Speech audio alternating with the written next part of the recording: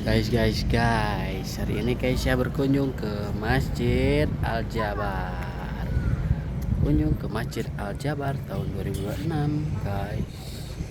Keisha lagi di mana? Lagi di Masjid Al-Jabar. Cah, ada kereta, Dek. Wah, ada kereta lewat, guys. Uh,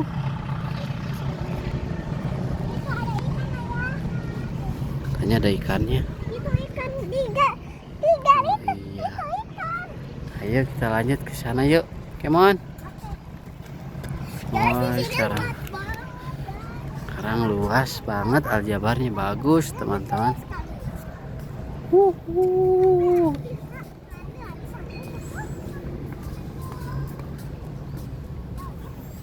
Lari-lari Keisha katanya, teman-teman. Sekarang Keisha ke Al-Jabar.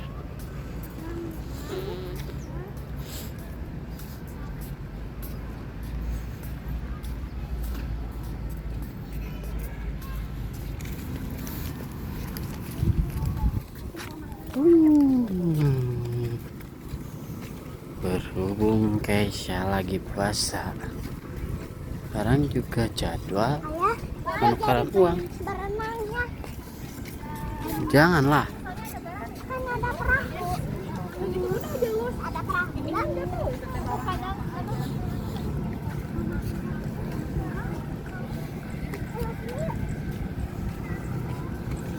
Jangan situ.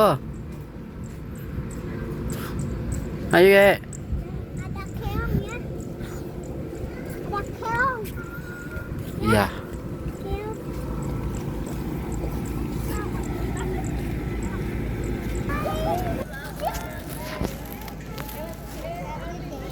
Keisha main di Al-Jabar. Apa deh? Oke.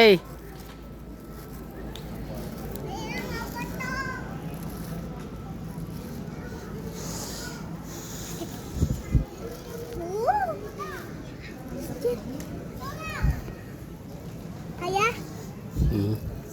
suara aku jadi kencang. Kenceng banget gitu. Ya, ya, ayah, ya, ya. Wah,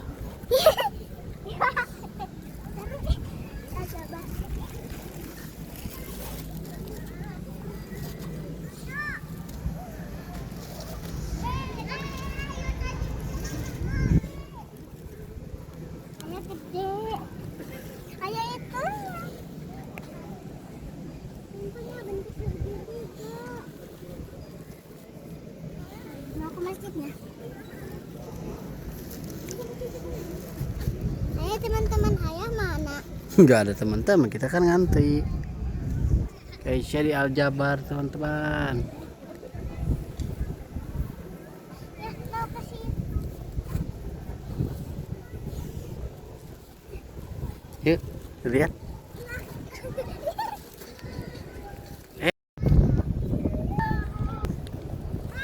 Gimana, Dek? Ayah, ayah. Ayah, ke masjidnya. Keisha akan menuju Al-Jabar.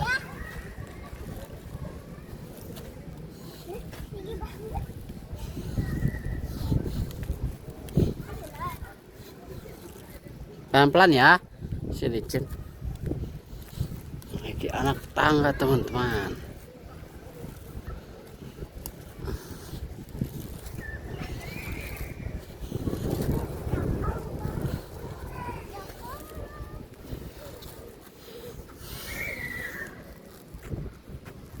Ya, ya, ya.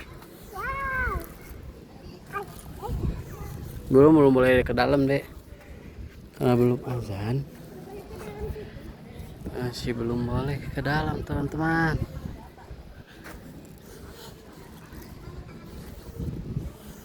Nggak boleh masuk ya? Boleh masuk ya? Kita coba. Tuh ada orang. Oh iya, boleh.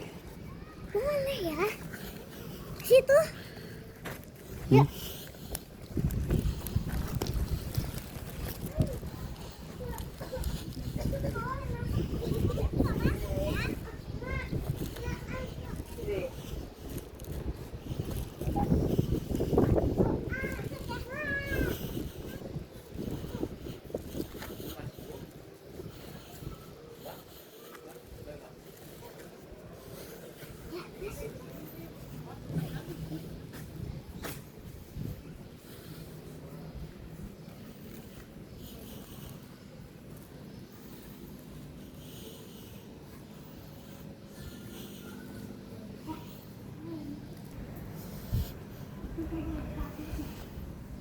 Keisha masuk Jabar.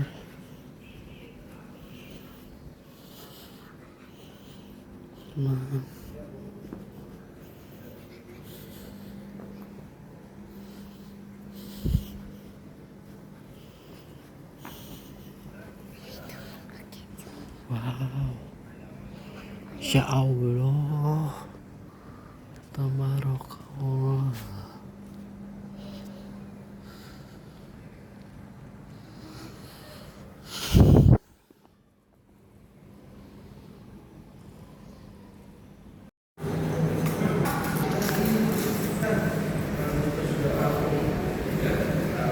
Tuh ada museumnya deh, harusnya deh.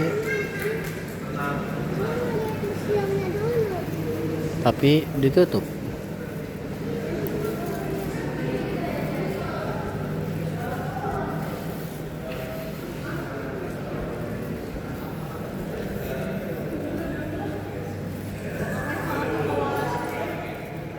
Tuh ini dek. Oh guys, ada museumnya juga.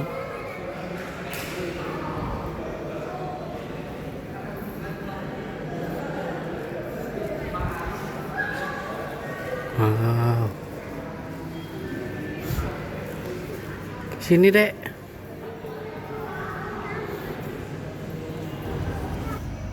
Hari ini Keisha berkunjung ke Galeri Rasulullah bertempat di Al-Jabar. Guys, kita berkunjung ke Galeri Rasulullah. Ada di Masjid Al-Jabar. Saksikan. Harus cobain kesini, seru banget, masjidnya luas. Saksikan kita, oke? Dan ada permainan. Nggak ada permainan, tapi Kan ada museum. museum. Galeri Rasulullah. Ya udah saksikan ya. Nanti kita akan masuk ke sini. Peta lokasi. Yang itu kan pintu. Itu Kita kalau akan masuk dari sini. kita akan mengunjungi zona pra kenabian, zona Mekah, zona Madinah, zona Islam Jawa Barat. Akan dijelaskan tentang sejarah Mekah, kayak Nabi, Gua Hiro, dakwah, terus di Madinah sampai Islam Cirebon sampai ke budaya Islam di Jabar. Saksikan ya guys. Ke dalam 4 zona. Yang pertama ada zona pra-kenabian, kemudian ada zona Mekah, selanjutnya ada zona Madinah, dan yang terakhir ada zona Islam di Jawa Barat. Nah, nantinya di zona-zona tersebut akan ada kisah-kisah menarik yang akan saya ceritakan kembali. Dan ketika di dalam itu silakan ya untuk mengambil foto, video ataupun menggunakan media interaktifnya.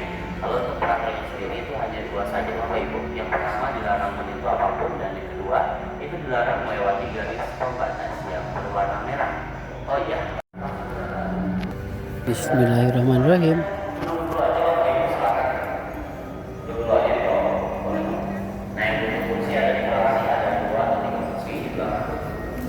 Tuh milad. Sini dek.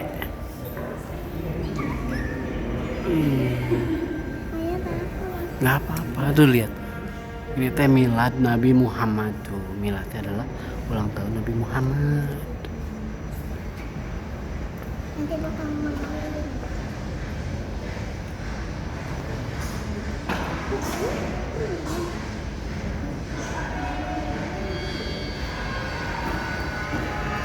Kelihatan nggak?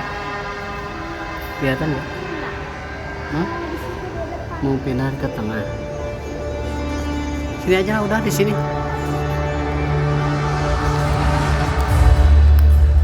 Ini duduk di aja. Ini duduk di aja. Ini mah ada film.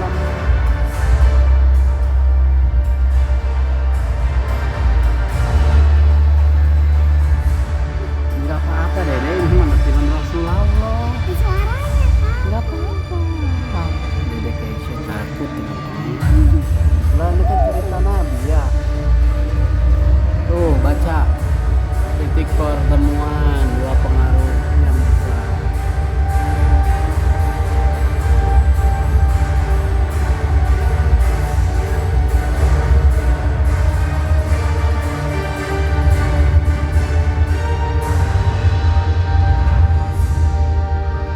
Tuh lihat tuh.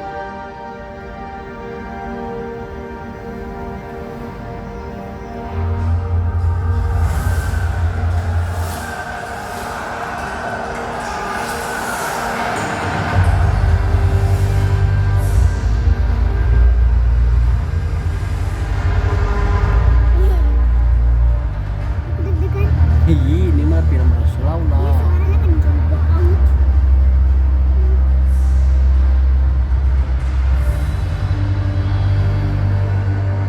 Udah beres yang duk duk duk duk.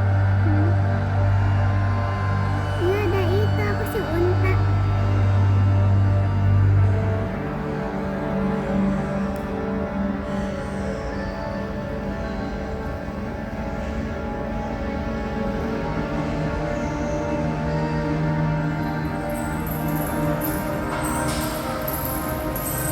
Nah hari gembok itu tuh. Baca tuh, budak diperlakukan dengan tidak manusiawi. Itu ada tulisan gitu. Anak kecil. Ya tuh, baca wanita dianggap tidak manusiawi. Ada tulisannya. Tidak memiliki harga.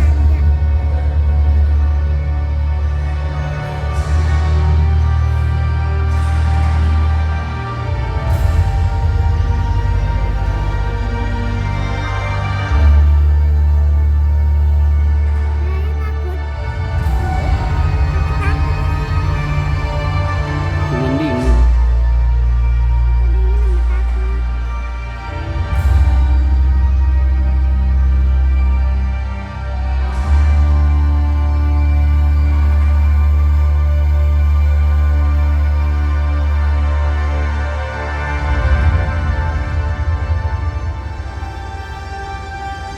Di tengah kondisi dunia seperti inilah Islam begitu.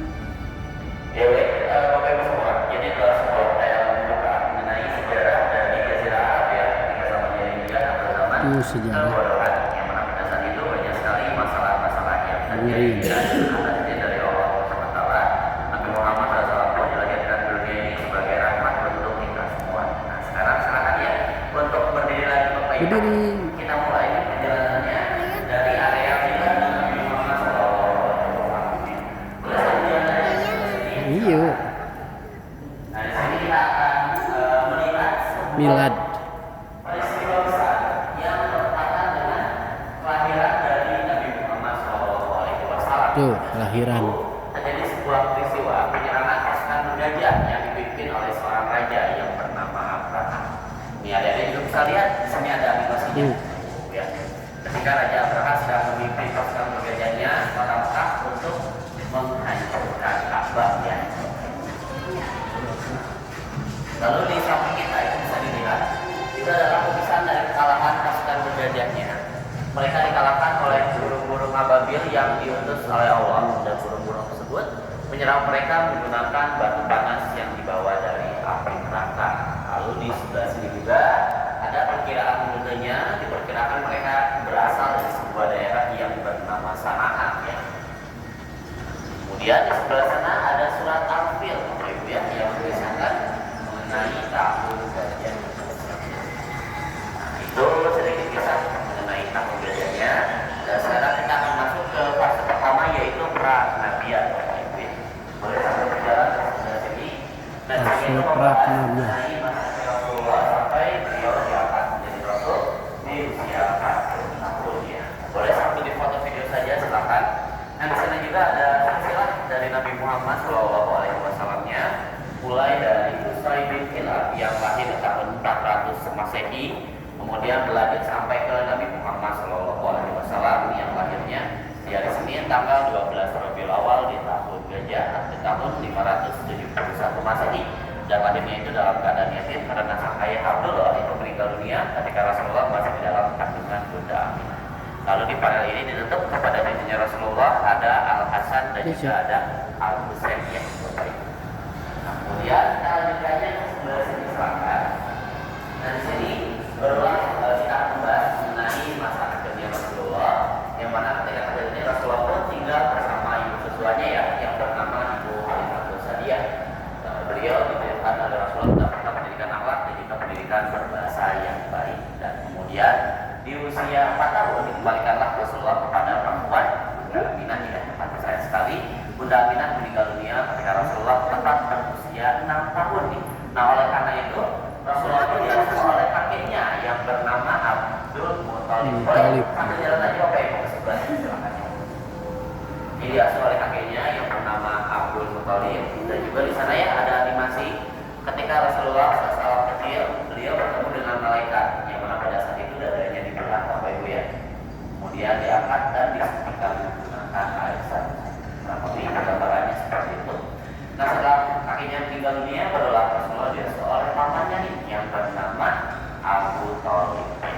Nah, sebelum kita lanjutkan kisahnya, di sebelah sini juga ini adalah koleksi kita. Ini merupakan sebuah replika dari kitab yang bernama Al-Marzani Bapak Ibu. Ini barangkali pernah membacanya ya. Biasanya dibaca ketika Maulid Nabi Bapak Ibu, kurang lebih seperti ini. Di tulisan tangan dari Syekh Ja'far Al-Marzaninya, kisahnya mengenai perjalanan hidup dari Nabi Muhammad SAW. Lalu di sini juga Bapak Ibu ada kisah pengasuhan Rasulullah oleh sang paman, dan ketika diasuh oleh pamannya Abu Thalib, Rasulullah pun melewati 2 fase ya. Yang pertama ada fase menggembala di usia 8 hingga 12 tahun.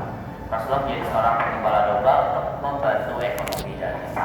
Kemudian Rasulullah pernah berdagang ke berbagai wilayah yang ada di daerah Jazirah Arab. Nah, dari proses berdagang juga akhirnya Rasulullah pun bertemu dengan pujaan hatinya yaitu Siti Khadijah. Dan untuk pernikahan Rasulullah SAW dengan Siti Khadijah ini bisa dilihat di sebelah sini.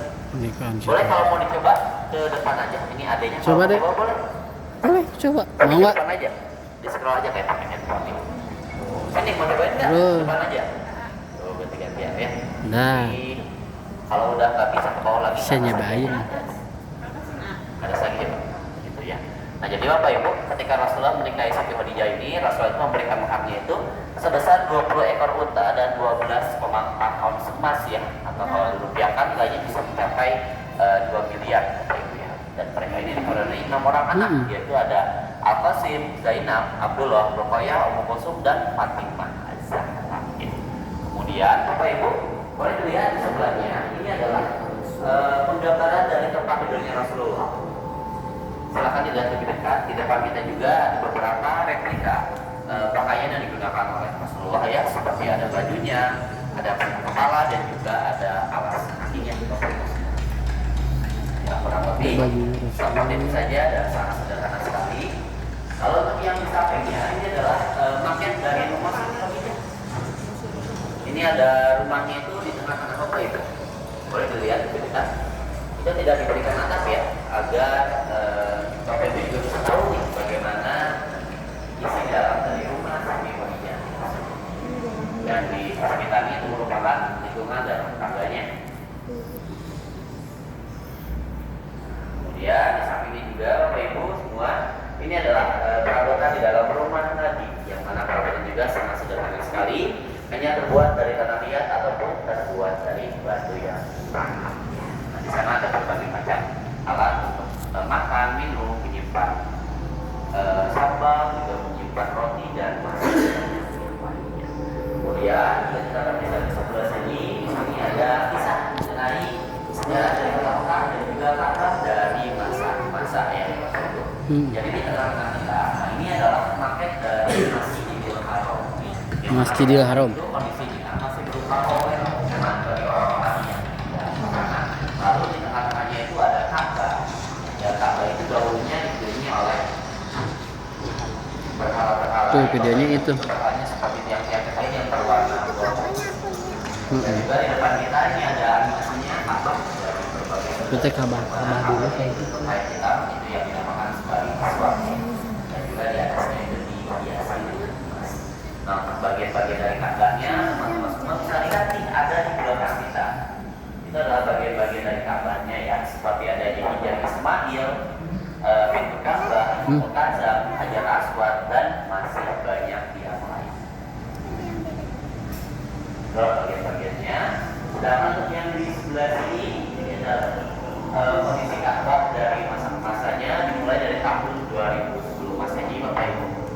ketika dibangun kembali oleh Nabi Ibrahim alaihissalam dan juga anaknya Nabi Ismail alaihissalam. Dan ketika Rasulullah SAW melahirkan dunia, kurang lebih Ka'bah kondisinya Duh, Ka'bah teh dulu tuh kayak gitu deh. tahun 2020 ini Ka'bah sudah ditutup kayak kita gitu.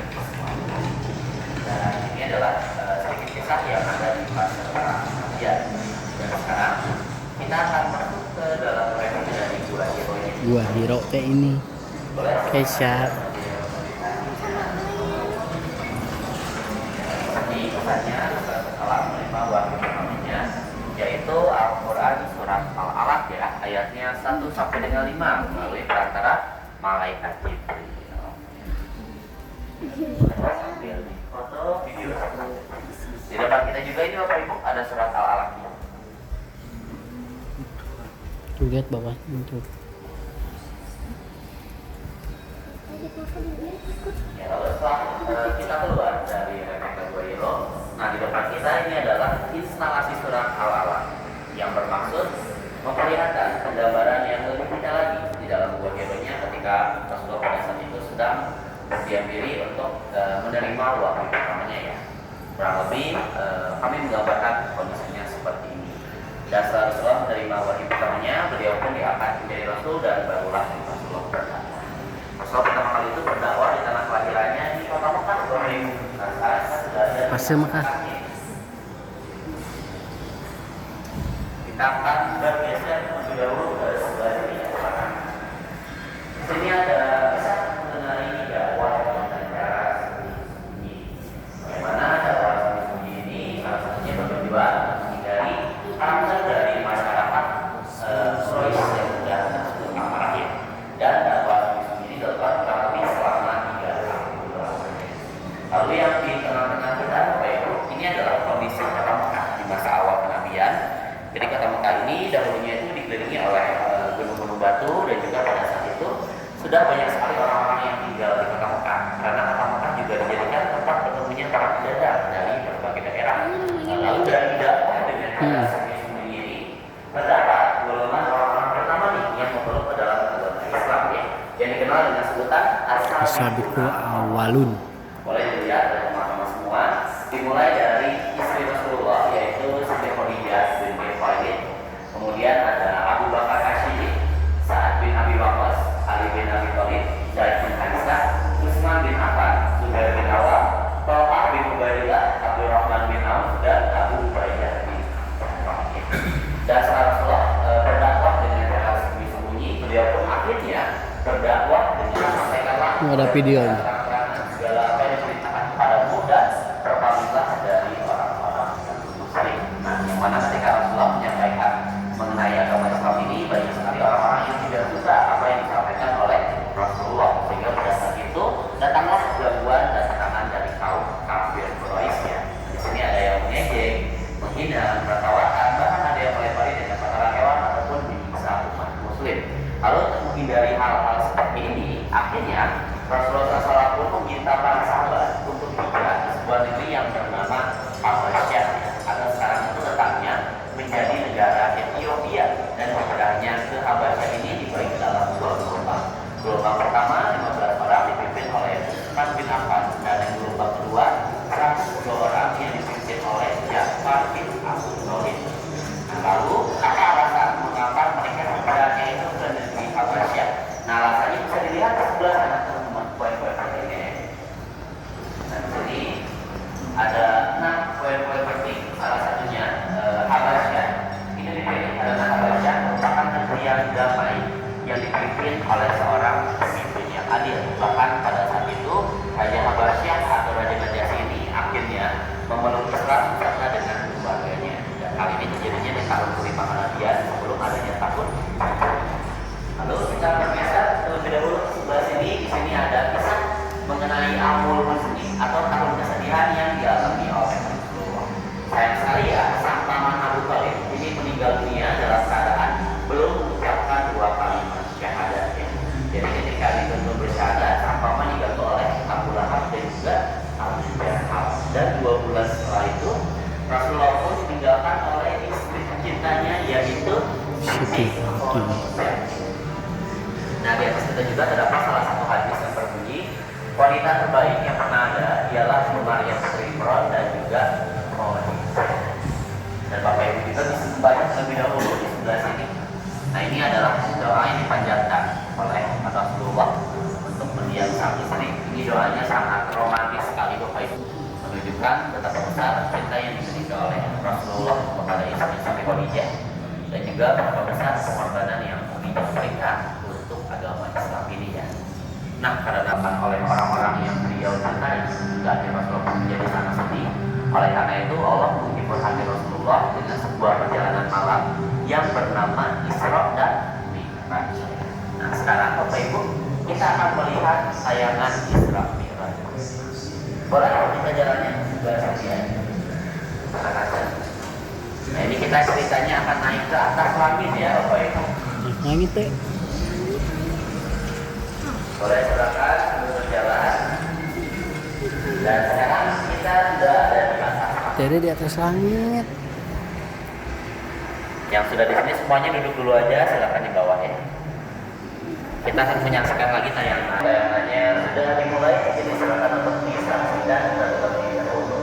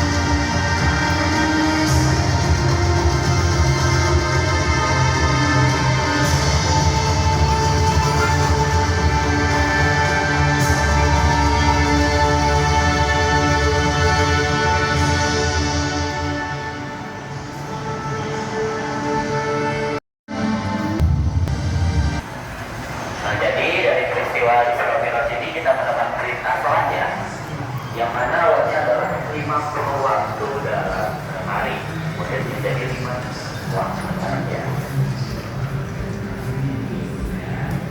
Terus kecil. Sekarang kita bergesernya ke sebelah sini silakan. Ini adalah fase Madinah. Pada tanggal 12 Rabiul Awal, Boleh dilihat dulu di sebelah sini ya. Di depan kita ada dua maket masjid. Yang pertama kita lihat ini adalah maket dari Masjid Nabawi di kota Madinah. Pada saat itu masjidnya masih sangat sederhana sekali, bahkan belum menggunakan atap. Dan juga ada bangunan terpisah di sampingnya. Itu adalah tempat tinggal dari Nabi Muhammad SAW. Lalu untuk yang di sampingnya juga ini adalah maket dari Masjid Quba. Ini merupakan masjid pertama yang dibangun oleh Rasulullah dan juga umat Muslim, yang mana sebelum sampai di kota Madinah, Rasulullah pernah istirahat di sebuah daerah yang bernama Quba ya, kurang lebih selama 4 hari di rumah Kulsum bin Adam. Nah, Bapak Ibu, jadi khusus di pasar Madinah ini kita dipersilakan ya untuk berkeliling secara mandiri. Di sini kita punya waktu 8 menit. Nanti kalau sudah habis waktunya kita akan berkumpulnya di sebelah sana. Dan untuk berkelilingnya saya sarankan dari sebelah sana terlebih dahulu Bapak Ibu. Silakan ya. Mau baca, mau video juga. mengajirin dan kaum ansor agar mereka dapat saling beradaptasi berinteraksi satu sama lain. Yang mau ke tengah-tengah juga boleh memprint ini replika dari robot status tertulis pertama di dunia yang bernama Piagam Madinah. Piagam ini ditandatangani oleh berbagai suku dan kelompok yang menetap di Madinah. Salah satu fungsi Piagam Madinah adalah menyatukan dan menciptakan kehidupan masyarakat yang damai dan tentram di balik segala perbedaan yang ada. Di Jaya, ajak 120.000 jemaahnya Dek. untuk melakukan haji perpisahan yang juga merupakan haji pertama dan terakhir yang beliau tunaikan yang disebut sebagai haji wada.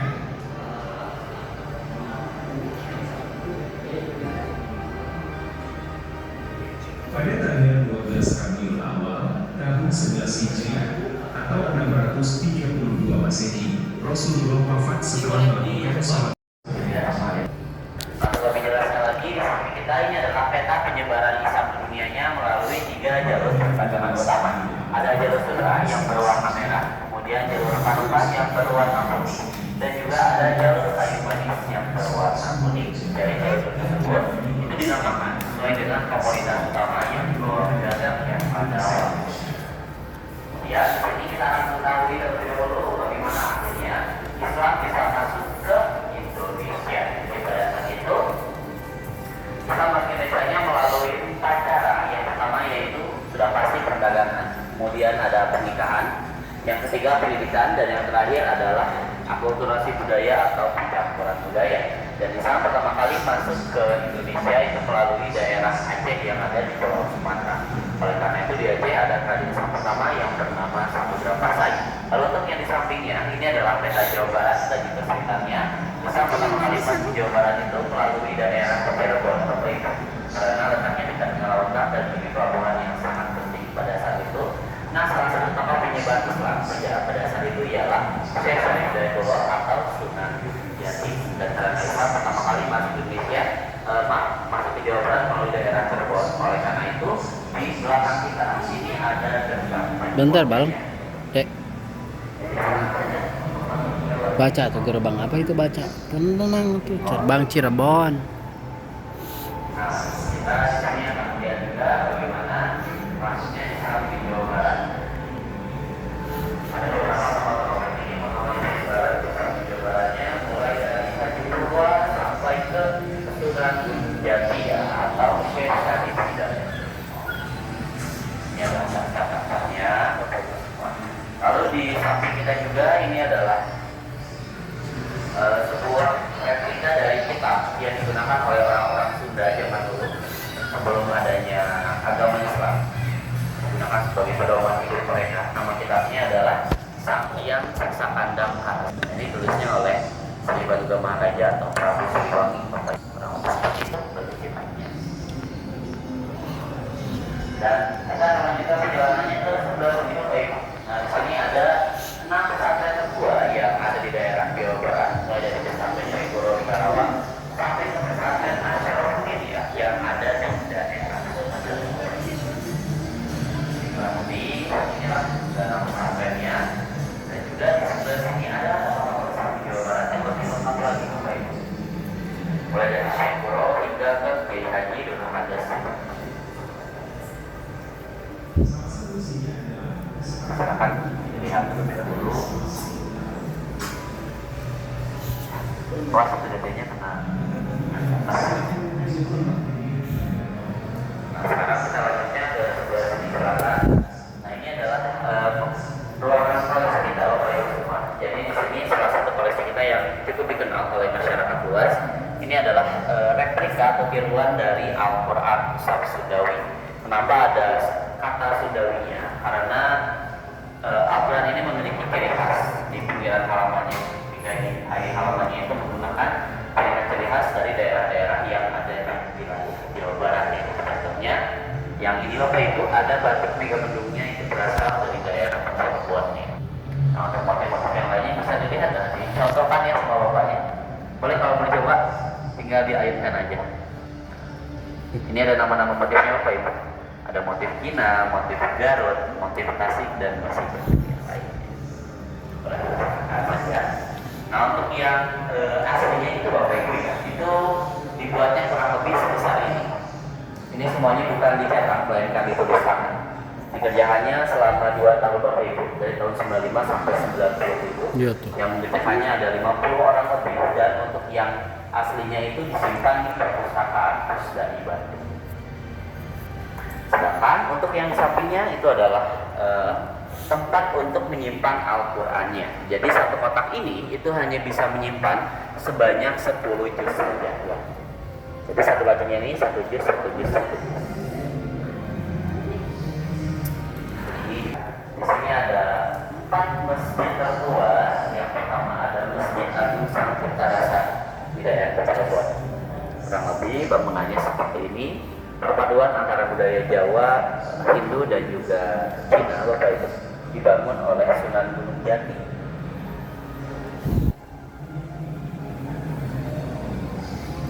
Lalu yang sampingnya ini adalah Masjid Raya Bandung. Ini yang di alun-alun Bandung, dulunya bentuknya seperti ini.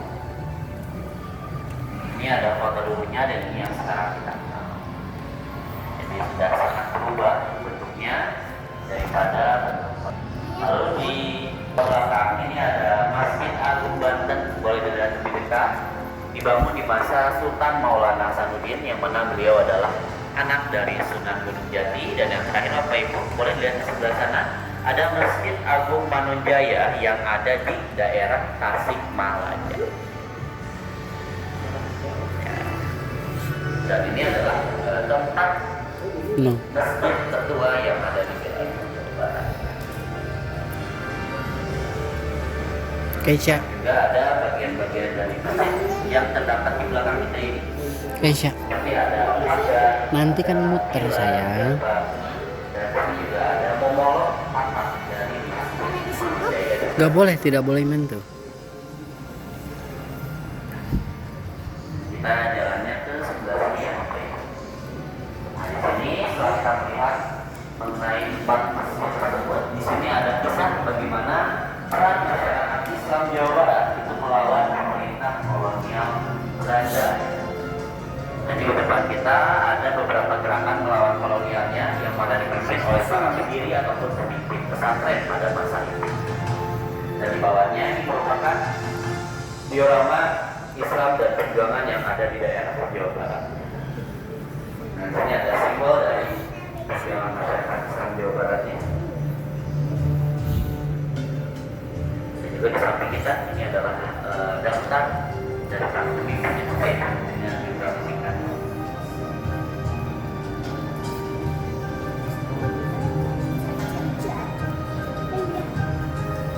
Ini juga ada tentang suasana belajar mengaji yang berdiri pada saat itu.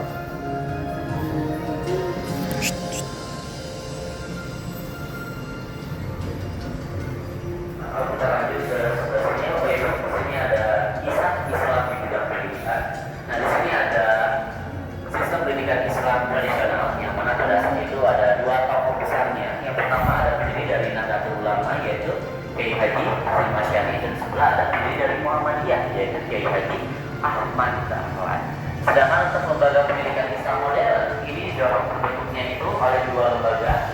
Yang pertama ada Muhammadiyah dan juga ada Persis. Karena pada saat itu Nahdlatul Ulama atau NU masih berfokus ke sistem pendidikan Islam tradisional. Nah, lalu untuk perguruan tinggi Islamnya, jadi perguruan tinggi Islam pertama yang ada di Jawa Barat itu yang sekarang kita kenal bernama Unisba ya. Namanya adalah Unisba. Kemudian ada Universitas Nahdlatul Ulama atau sekarang bernama UNINUS, dan yang terakhir ada IAIN yang sekarang bernama UIN Sunan Gunung Jati Bandung.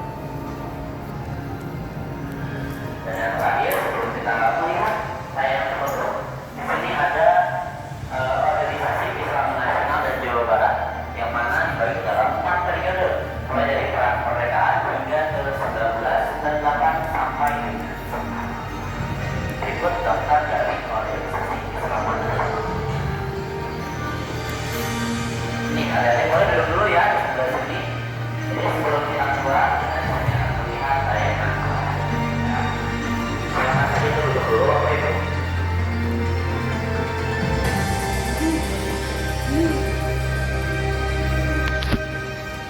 Dan sebentar lagi tayangannya akan dimulai, teman-teman. Apa saja untuk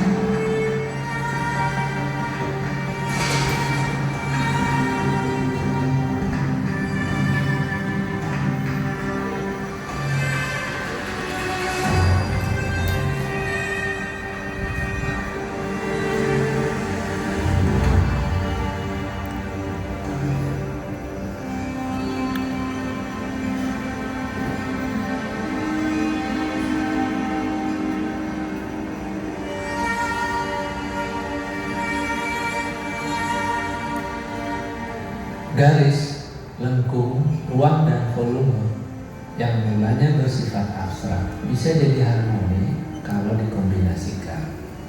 Ada persegi, limas, segitiga, lingkaran, atau yang lebih kita kenal dengan bentuk geometri.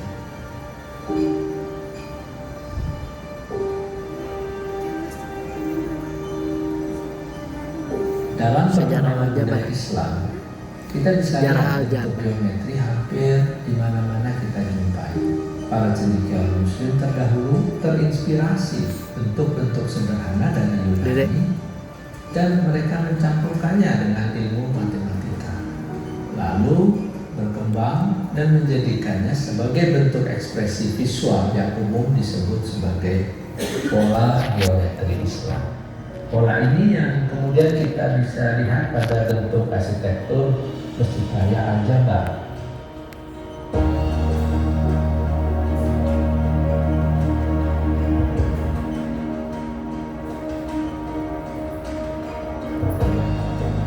Masjid Al-Jabar adalah masjid yang inspirasinya datang dari rumus matematika. Kebetulan saya yang mendesain sendiri karena takdir Allahnya. Jadi itu ada bentuk yang berulang. Akhirnya membentuk sebuah bangunan dengan ukuran 100 meter kali 100 meter, dikelilingi alun-alun kecil, berada di danau retensi sebagai pengendali banjir, sehingga konsep Masjid Al-Jabar ini dikategorikan seolah-olah masjid terapung yang ada di danau itu. Dari awal Masjid Al-Jabar ini harus memberikan kontribusi kebaruan pada zamannya. Kalau kita hanya mengulang kubah dan kubah lagi di mata saya, kubah itu tidak ada panduannya di dalam Islam. Ya. Kubah itu adalah kesepakatan budaya lokal. Kubah di Rusia juga gereja-gerejanya berkubah. Sejarah Romawi itu kuilnya juga berkubah. Jadi kubah tidak identik dengan masjid. Ya. Kenapa namanya Al-Jabar? Ada 3 filosofinya. Satu, namanya sangat pas dengan Jawa Barat, kalau disingkatkan Jabar. Yang kedua, Al-Jabar adalah nama agung dari Allah Subhanahu wa Ta'ala, ya. Itu juga menjadi penguat namanya sangat baik. Dan yang ketiga, geometri dari masjid ini juga adalah rumus matematika, di mana kita tahu tokohnya adalah Al-Jabar juga, seorang tokoh Muslim yang menjadi legenda dalam matematika.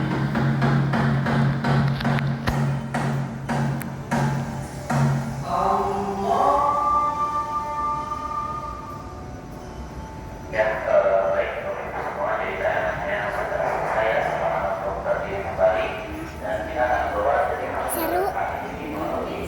pertama dan Bapak Ibu yang ada di sebelah sini. Aku sama lagi. Hmm.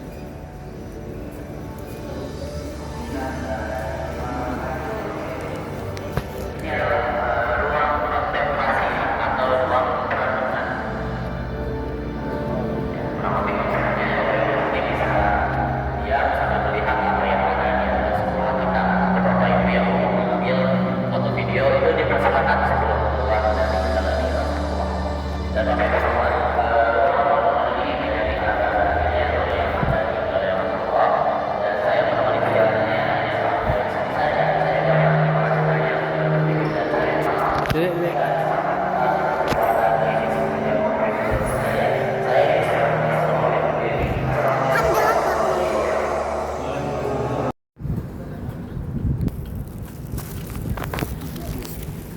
Oke. Dan tempat galeri Rasulullah ada di sedekat tempat wudhu pria, tinggal masuk ke dalam. Oke. Guys, dadah dulu, Kay. Sampai sini dulu ya cerita Keisha bermain dan berkunjung ke Museum Al-Jabar. Jangan lupa Komen dan subscribe. Bye bye. bye. Bye.